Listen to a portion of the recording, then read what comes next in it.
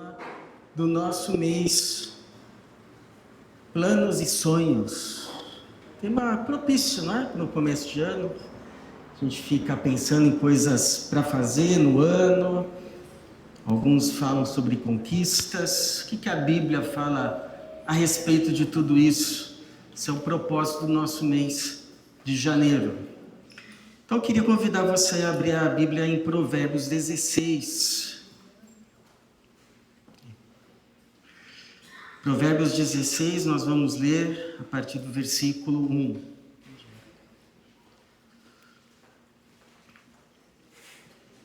Livro de Provérbios, capítulo 16, versículo 1.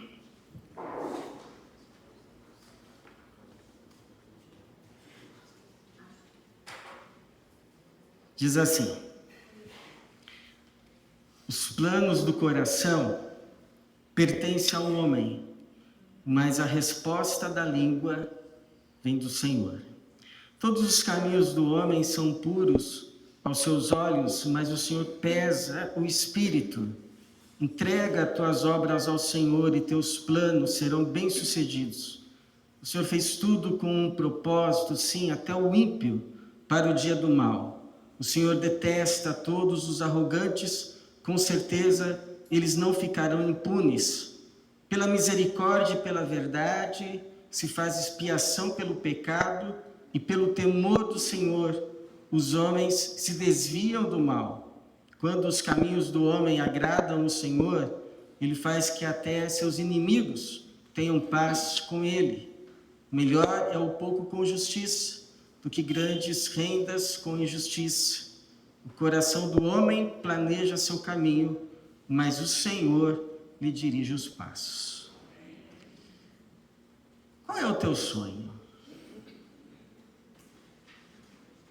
Você tem sonhos? Você tem planos? Você faz planos? Ou você não acredita mais nessas coisas? Eu não sei você, eu tenho um pouquinho de dificuldade com esse negócio de sonhos.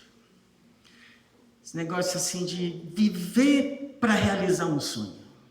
Tem um pouquinho de dificuldade. Olhar para o Evangelho e ter esse propósito de vida. Mas, se você tem, o que a Bíblia fala sobre isso? Verdade, irmãos, é que a Bíblia não usa a palavra sonho como a gente usa hoje. Como um propósito individual, uma conquista. A não ser talvez em Eclesiastes 5:3, quando ela vai dizer assim, porque os sonhos vêm do muito trabalho. Então talvez uma pessoa que costura a mão e de tanto trabalhar com aquilo, ela começa a sonhar assim, bem que eu podia ter uma máquina, né? Para me ajudar com o trabalho pesado.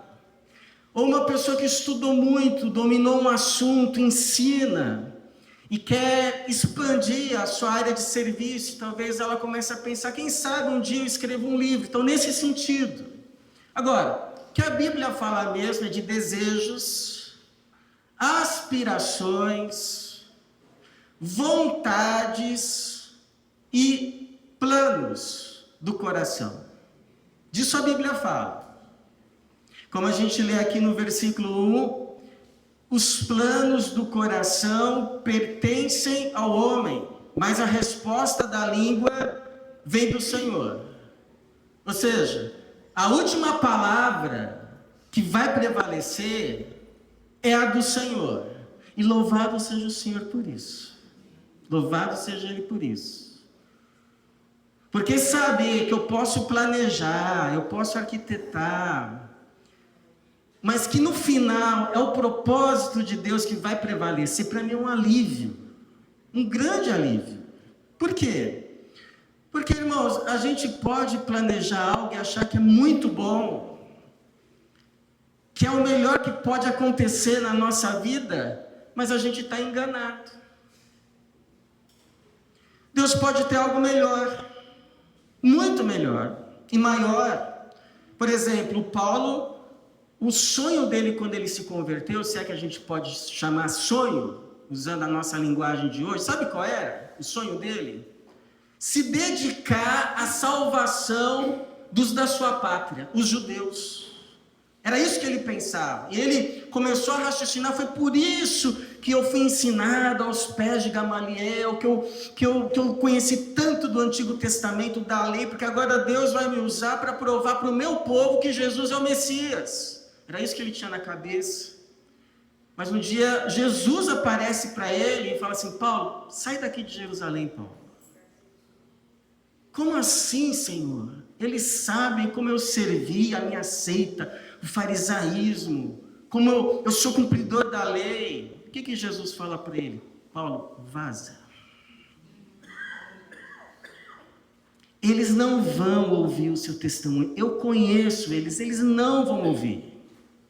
Eu vou te enviar para os gentios. Gentios?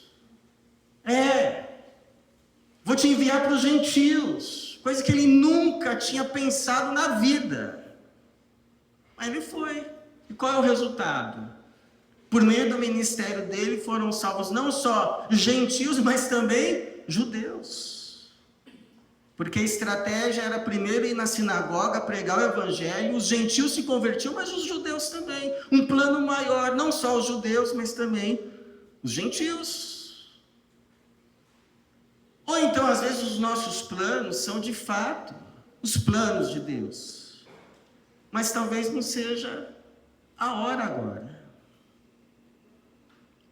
para que a coisa aconteça. E aí, se a gente quiser adiantar as coisas, a gente pode causar muito. Por exemplo, Moisés, que quis adiantar o plano de Deus de libertar o povo do Egito 40 anos. 40 anos. E o máximo que ele conseguiu foi o quê? Matar um egípcio e depois sair fugido, porque não era a hora. Quando chegou a hora, aí as coisas aconteceram.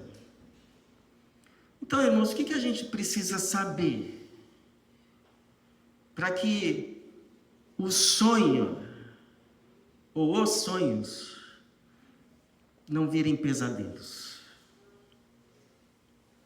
E aí a gente colha consequências amargas na vida. Então, esse texto aqui de Provérbios nos ensina algumas coisas. Uma delas, primeiro, é você pesar o teu coração. Você pesar as tuas motivações. As reais motivações. Por que você quer isso?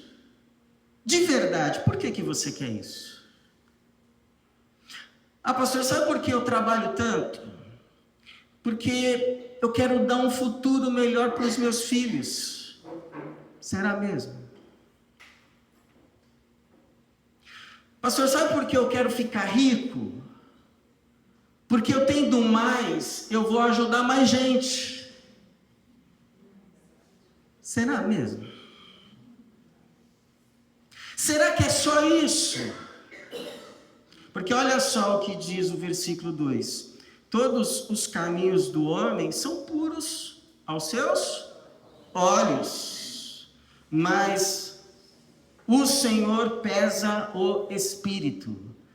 É como se Deus pegasse o nosso coração e colocasse na balança e depois falasse o que tem nele. 30% verdade. 10% altruísmo. Agora tem 30 disso. Tem mais 30 daquilo outro. Agora teve um homem na Bíblia que teve o seu coração pesado e foi aprovado. Sabe quem? Davi. Porque Davi um dia acordou com uma ideia de querer construir o templo do Senhor. E aí o Natan, o Davi, olha, eu tô com vontade, olha, eu moro num palácio, o Senhor lá, a arca dele numa tenda, não quer, tô com um desejo assim de construir um templo para o Senhor.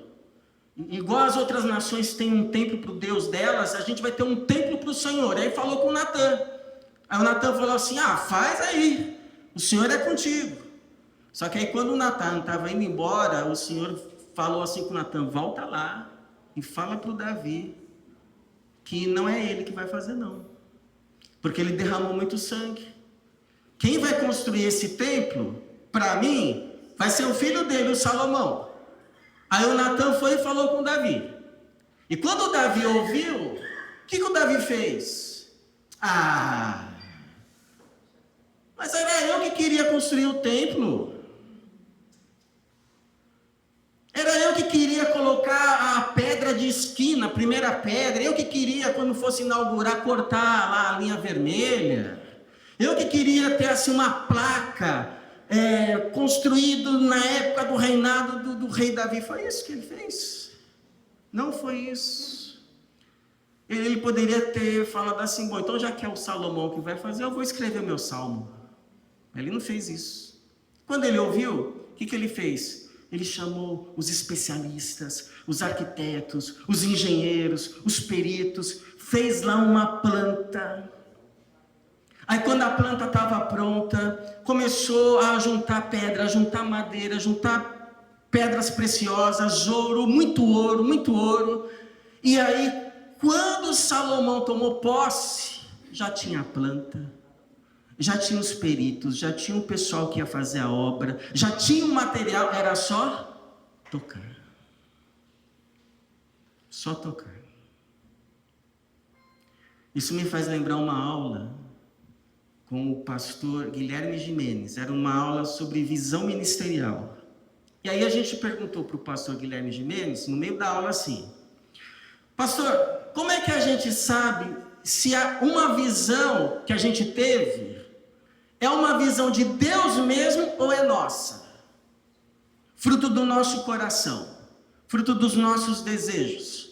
Aí ele respondeu assim, olha, se você enxergar algo, você desejar que aconteça algo, e você estiver disposto a contribuir para esse algo, mas você não precisa ser o protagonista desse algo, você não precisa aparecer e nem estar nesse algo, provavelmente é do Senhor.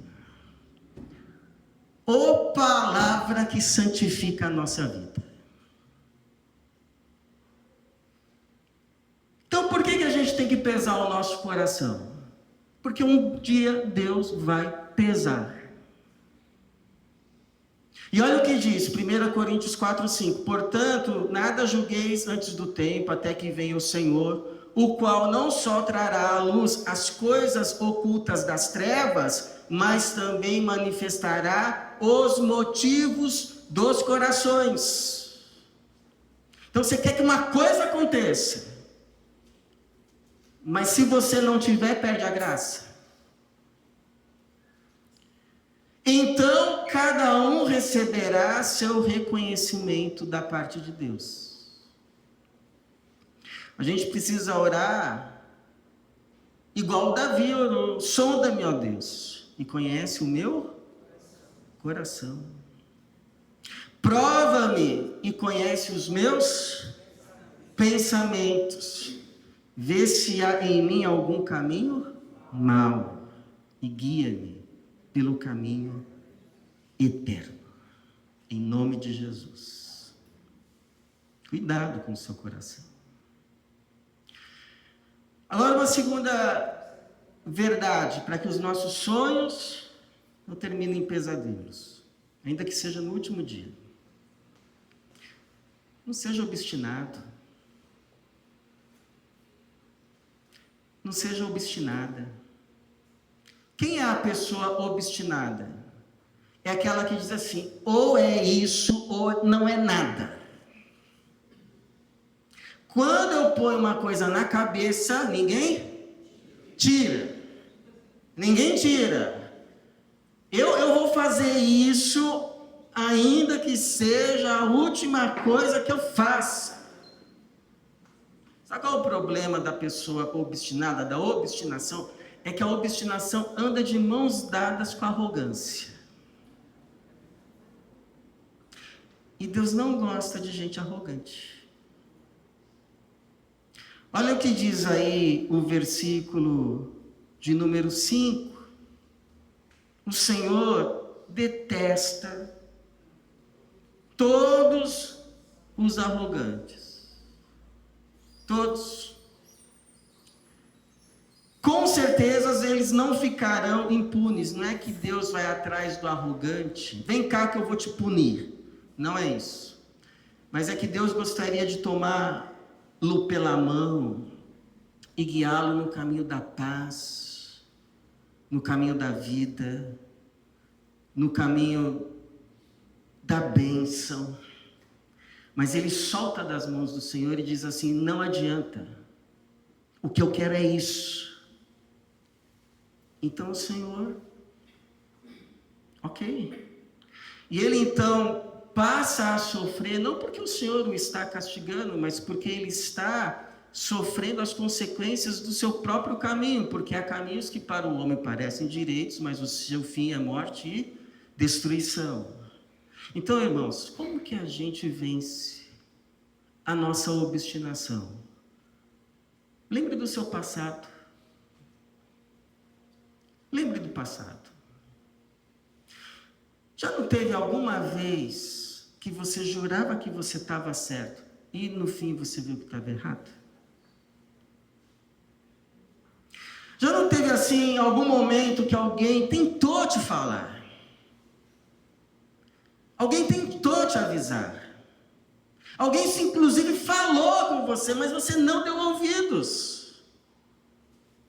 Porque o coração estava obstinado e hoje você diz assim: por que eu não ouvi o fulano?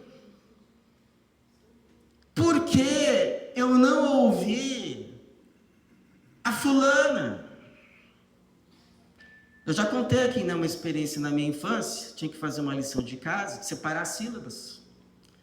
E aí tinha uma palavra lá que eu fiquei em dúvida: abacaxi. Eu fui falar com a minha mãe como que divide abacaxi. Ela falou abacaxi. Aí eu peguei o caderno assim e falei: obrigado. Depois olhei, tá errado. Não é abacaxi, é abacaxi. E você imagina a nota que eu levei. Mas eu pensava que eu estava certo, sinceramente, eu pensava que eu estava certo. Agora, uma outra coisa que nos livra da obstinação: o temor. O temor a Deus. Mas não assim o temor da desconfiança, do tipo: deixa eu andar por esse caminho aqui, né? Porque se eu andar por esse que eu quero, o Senhor vai me pesar a mão, vai me castigar, então deixa eu andar por esse. Não, não é esse temor. É o temor que diz assim: puxa, esse caminho parece tão florido, mas se o Senhor está dizendo que é esse, ele deve ter um bom motivo. Porque aqui o texto está dizendo também que o temor do Senhor nos desvia do mal. É como se a gente estivesse em uma bifurcação e Deus colocasse aqui nessa porta: não entre aqui. E aí a gente então segue por esse caminho, e aí quando a gente chega lá no céu, que a gente vê tudo, a gente vê o que estava por trás da porta. E a gente diz assim: Senhor, muito obrigado, porque o Senhor me guiou naquele caminho que eu nem entendia, não sei, nunca entendi, porque o Senhor não me quis abrir aquela porta, mas agora eu vejo o mal que eu experimentaria.